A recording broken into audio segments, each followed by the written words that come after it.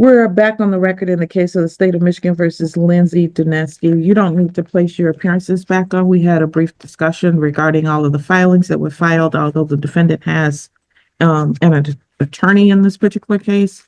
So at this point in time, we need to make a record of what's going on in this matter, and we can go from there. Ms. Moeller, it looks like your client submitted 4 different filings.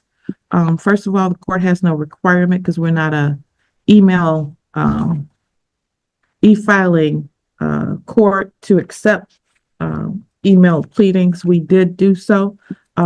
Your client was advised that there is a page limit to how much we'll accept for any one hearing. So that happened, and you should be aware that that did happen as well, and that she will need to follow any filing requirements in the future. And I believe that she represented to staff that she had filed those with the prosecutor's office. Ms. Woods is indicating she did not receive them. I don't know whether they were filed with the prosecutor's office or not. Having said that, do you have a copy of the filings that your client filed with the court? They do, Your Honor. I received those. Those filings were sent to the court, and just now, realizing they were not sent to prosecution, I have forwarded those to Ms. Woods. Thank you. I sent them to the other prosecutor. I apologize. Her name was Ellie, I think, because that was the one who it said she was the prosecutor for the county. So I just probably sent it to the wrong prosecutor. So it is a he. That is the prosecutor, Ellie Savitt, and they probably did not get sent to the proper place because of the way you filed them. I filed them the way I was instructed to file them. I called and asked for instructions, and I did what I was told. So I didn't. Welcome back, everyone. Buckle up, because today's episode is going to be a wild ride through 2 chaotic courtrooms where patience is tested, rules are challenged, and judges simply refuse to take nonsense. First up, we got the infamous Lindsay Duneski, a self-proclaimed sovereign citizen who believes courtroom rules are more like suggestions. Facing off against her today is the no-nonsense Judge Washington, a woman who's built her reputation on keeping her courtroom orderly and logical. It's going to be a battle of fantasy versus reality. Yes, Judge. I mean, I'm just opening up one of the files now. I mean, I would need time to review all of this. I would not be able to. Yeah, I would need time to review all of these, Judge. Thank you. All right. So first of all, Ms. Duneski has counsel. So whether or not she should or has the ability to file filings in the first place is something I'm still mulling over because she has counsel. So any pleading should come through her counsel.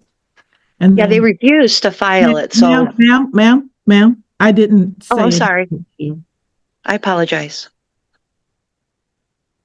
And then, secondly, these are not proper pleadings. They're not filed in the proper format. They're not filed with the proper spacing. They're not filed according to any of the court rules. So that's they don't have to be, though, ma'am. I put on there. Ma'am, if you speak up one more time, you're going to be held in contempt of court. But I thought this was my hearing. I should be able to speak on my own behalf. You're not able to speak on your own behalf unless you don't have counsel, and you need to stop talking. One more talking, it's going to find you in contempt of court, and I'm going to give you 15 days. So please stop talking. Ms. Woods is indicating that she needs time to look at those pleadings and to be able to respond. Ms. Moeller, what is your position? I haven't heard anything from you today because she actually has. Thank you, Your Honor. Ms. Duneski and I did, prior to the last pretrial, discuss. I didn't know exactly what she was going to be filing, but I did understand the basis of her legal argument. Her and I had a conversation where I didn't agree with the grounds for filing. It is correct that I said I would not be filing this on her behalf because I found the legal argument not to be correct. At this hearing, then, Ms. Duneski did file these motions, and so I would discuss it further with my management, but I would not be proceeding with these arguments at a hearing if the court were to set it for that. I understand Ms. Duneski does want to proceed with these arguments, and I believe that she's requesting to represent herself if this court sets this for a motion hearing. Now, Ms. Duneski, are you requesting to represent yourself? Well, I'm asserting my right to represent myself. I'm not requesting. All right, then if you're not requesting to represent yourself, then what's going to happen is you're going to continue to have counsel. Well, I'm asserting my right, which is much stronger than requesting. I shouldn't have to request something that I have a right to. It just should be automatic, right? All right. Like the It Sixth is not, Amendment it is not, and the Constitution. it is, ma'am, Yes. it is not automatic. So I first mean, of the Sixth all, Amendment says, stop right? talking. Well, you Here we go again. Classic sovereign citizen logic on full display. Lindsay claims she followed instructions, but what she's really doing is twisting the court's administrative process into her own imaginary rulebook. Notice how Judge Washington stays composed, acknowledging the error, but still steering the hearing back on track. This moment is a perfect example of how judges often juggle patience and authority. When defendants try to reinterpret basic procedure, the court can't function. You can practically feel the tension building as the judge realizes that this hearing might go completely off the rails. Ah, yes, the famous sovereign citizen phrase. Notice the agent is notice the principal. It's a legal-sounding mantra that means absolutely nothing in this context. This is where Judge Washington starts to realize she's not dealing with a confused defendant, but with someone operating in a parallel legal universe. You can see her patience thinning, yet she remains professional. The judge's calm, clipped response, "You have to serve the right person," is both a correction and a reality check. The courtroom's energy has shifted, and the audience can tell this isn't going to be an ordinary hearing. say that I have to have a competency evaluation with no cause because I'm asserting my rights. That's a violation of Shearer versus Cullen. All I'm doing is asserting my right to represent myself. Referred for competency. We'll prepare an order so she can be evaluated so we can Well, determine. I object to that. I object You to can the object competency whatever you evaluation. want to object to, but if you don't participate, then I'll put you in custody until we get an exam done. Do you But why? understand? But you have to say that there has to be a reason. There has to be a cause for it, and I have a right to know why you are forcing me to do something that I don't want to do when I thought I had a presumption of innocence. I thought I'm supposed to I'm not have my referring right. for competency. You need to stop talking. And if you don't participate, I'm going to put you in custody. And I already placed on the record why. Okay, and also, isn't the officer supposed to be here today to testify? No, that is not how that works. See, you don't know anything about this, and that's why you shouldn't be representing yourself. But I you did. The understand preliminary exam you was can supposed to have only comprehend it. witnesses. This is not a preliminary examination, ma'am. Oh, I thought that's what that was. I was just under the impression it was a Refer for preliminary. competency, and I'm going to schedule this for a hearing on November 20th in person, so we can have these conversations in person and see if they go any. Well, I don't have any way to get there. I live very far away from where this is now. Then I think when you get picked up and you're required to come here by police, then you'll have a way to But get here. why would that be necessary? All I'm asking, I'm challenging jurisdiction, which I'm allowed to do without being retaliated against. You're retaliating against me because I'm challenging the jurisdiction of the court. And that's a violation of my rights. Okay, Ms. Doneski. And there it is, the first real warning. Judge Washington's patience hits a wall. When a judge threatens contempt, it's not an empty statement. It's a final reminder that the courtroom is a place of order, not debate. Lindsay's insistence that she has a right to speak shows how deeply she misunderstands the legal system. Many pro-SE defendants believe that representing themselves gives them unlimited speaking privileges, but in reality, courtroom decorum still applies. The judge's tone here says it all. This is your last chance to behave. On the record in the matter of credit acceptance versus Ashley Brown, 22-013536GC. Appearance, please. Good afternoon, Judge. Francesca Servi for plaintiff P87205. Okay, you're Ashley Brown? Yes, I am.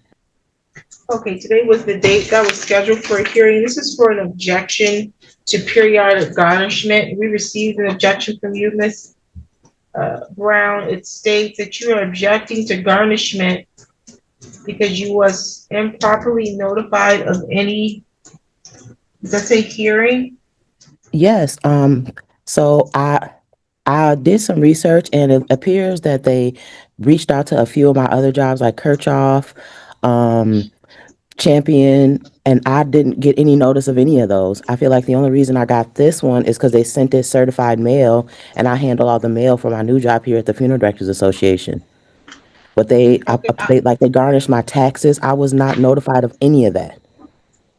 When I've only found out that they garnished the taxes when I called the courthouse when I received this notice, because I was like, because they did, I saw the taxes were taken, but I didn't really look into it.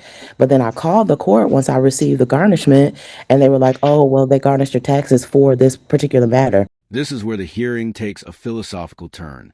Lindsay isn't just arguing facts anymore. She's challenging the entire system's legitimacy. I'm asserting my right versus I'm requesting might sound minor, but it highlights a huge misunderstanding of constitutional rights. The Sixth Amendment guarantees the option to represent yourself. It doesn't automatically dismiss your lawyer. Judge Washington's response, calm but firm, demonstrates a seasoned judge's skill, explaining constitutional law to someone who's convinced she knows it better. It's courtroom chess, and Lindsay's playing checkers. Plaintiff would further note for the record that it sees that defendant was the person who signed the green card on the delivery of the Yes. writ of garnishment, and plaintiff still has not received the garnishment disclosure pursuant to that, despite now having noticed that defendant is the person who signed the green card, as well as, her admitting in court that she got it. So a plaintiff would ask that you deny the objection to garnishment as it's invalid. There's not a requirement that plaintiff's aware of that plaintiff has to forewarn a defendant about a writ for garnishment that was properly issued. But you are still required by Michigan rules to notify me to. I'm sorry. Ma'am, that's not how this works. You see how I asked her if she wanted to respond? I understand. I'm sorry. Okay, that's why I'm here. I'm the referee here. I get to mediate this. So you don't talk back and forth, you talk to me. So the court rule for your objection to garnishment is very clear. And there's no court rule that allows or tells you that you can even file a garnishment. That you see where you request the objection and it gave you a section A, B, C, D, E, and F. Okay, and that's because those are actually the only ways in which the court rule allows you to object to a garnishment. You checked F, which allows you to say that the garnishment or the writ of garnishment was issued improperly or otherwise invalid, and then you wrote in that it was because it was improperly notified of any. You wasn't properly notified of any hearing. There's no hearing that comes with, you're opening your mouth to talk over me while I'm talking. There's no hearing that comes with a writ of garnishment. So I don't know what hearing you were looking for. There would have been no hearing. The other thing is you said that it was not issued or that writ issued after the initial hearing. Again, I don't know what you mean by initial hearing. It's my turn to speak. I'm sorry. That's correct.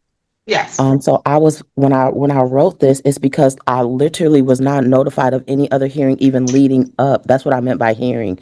So I understand that they issued the writ of garnishment, but I was never notified about a hearing for the judgment or any of these other garnishments. You were served with the lawsuit in this matter, correct? And then you appeared before me back in December 1st, 2022. There was a joint pretrial statement that was completed.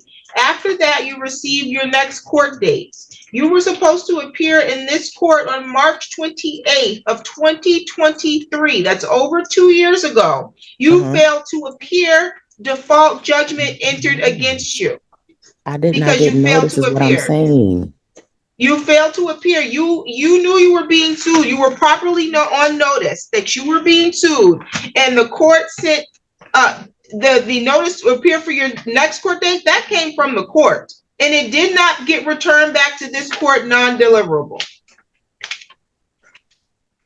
If your address changed from the time that this court case began, it would be your responsibility to then go and notify the court, but it doesn't even appear that your address changed. So notice was sent for you to appear in court on March 28th, 2023. You did not appear. Outside of that, I'm not done yet. Outside of that, ma'am, once you failed to appear, a default judgment entered against you, and the court then sent a notice of a default judgment to that same address. Did not receive that. So the court itself sent multiple notices to the address on file notifying you A, to appear in court 2 years ago, B, that you failed to appear and a default was entered. Once that happened, that allowed you the opportunity, if you had responded to even the notice of default, you could have came back to the court and request to have the default set aside. But you never did that, and that's quite common. We get a lot of people that ignore that paperwork, and then we hear from them once it's time for their garnishments to take place. Is it my turn to speak? Yeah, we haven't heard anything we haven't received or heard anything from you on this file since October 12th, 2022. I did not receive a notice for judgment. I did not receive any notice for judgment. I don't know if they was lost in translation because I was fighting the case. I definitely wouldn't have not appeared to that hearing. Ma'am, you were advised by this court that you were doing a joint pretrial statement and that you would have some dates that would be kicked out from the clerk's office. You knew you were being sued. I was advised of it, but that doesn't mean I was served. What did you think happened after the next 3 years after you came to court? What did you think happened? To be fair, like once I did receive the notice once I received the information about the garnishment, I honestly thought that they closed the case because they garnished my taxes. But I still was not notified of any of those things. I don't understand, like I said, how I'm supposed to respond, because I would have responded to the garnishment way before now had I known about it. Your tax garnishment is what you're talking about? Yes, they garnished my taxes, but I did not know that. Okay, so and that's not even what you're here for today. You're here for a different garnishment, correct? I mean, it's all of them because, like I said, that's not the first one that they did. They did multiple garnishments or at least attempts, but there was never any notification sent to me. How am I supposed to respond to a garnishment if I don't have any notice of it? This right here is the breaking point. Once Lindsay refuses to acknowledge the court authority or basic reality, Judge Washington does the only thing she can: orders a competency evaluation. This is an insult. It's a safeguard. The legal system must ensure that defendants understand proceedings and can meaningfully participate.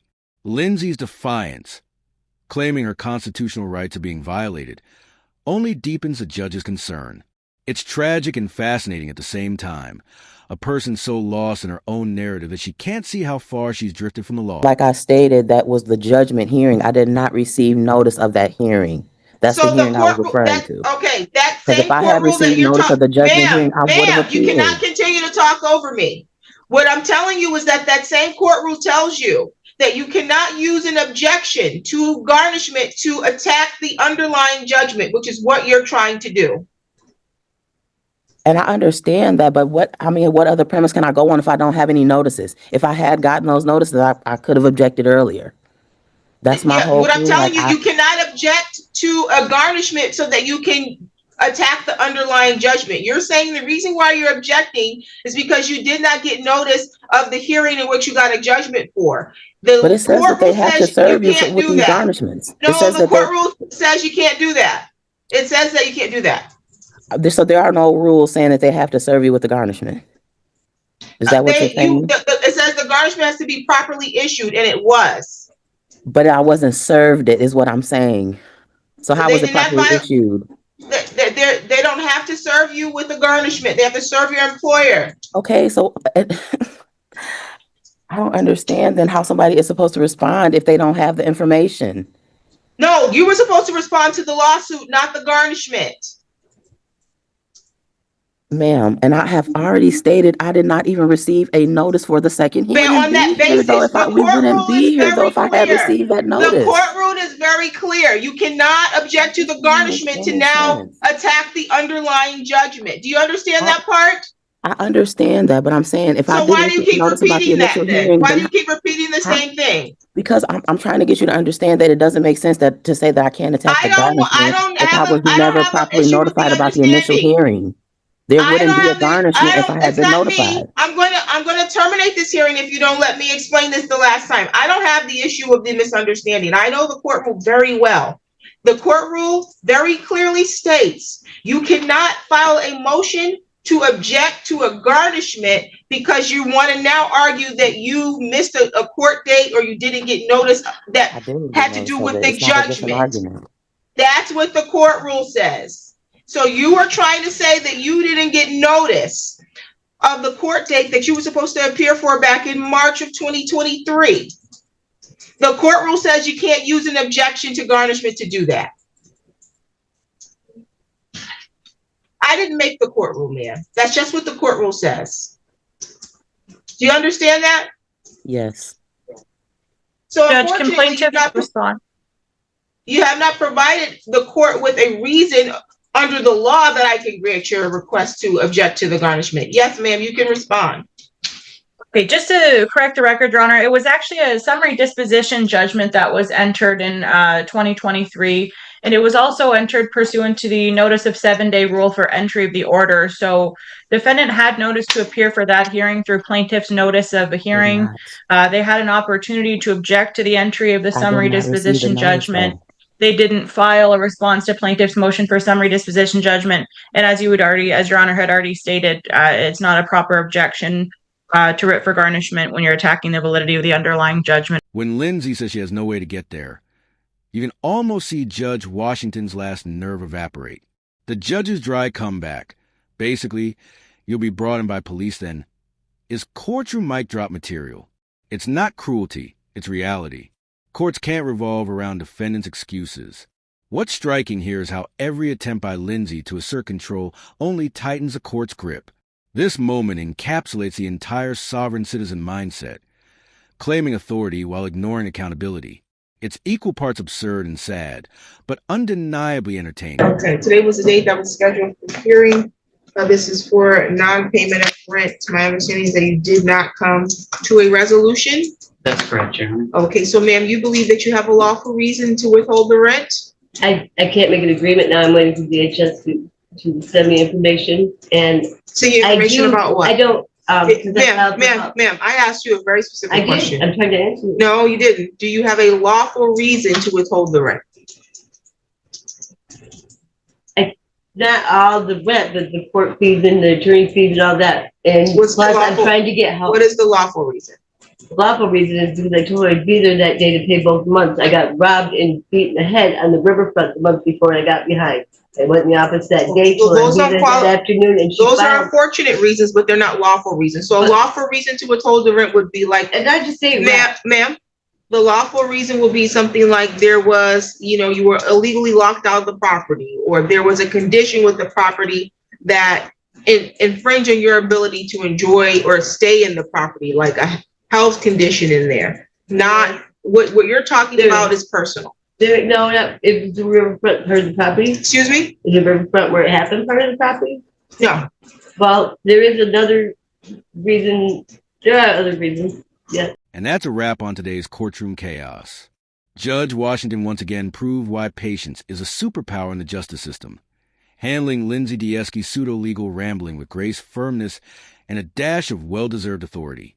Her decision to order a competency evaluation wasn't about punishment. It was about protecting the integrity of the process. Then, as if that wasn't enough, we shift to Judge Simmons, who showcases an entirely different kind of control, cool-headed logic dismantling confusion and entitlement.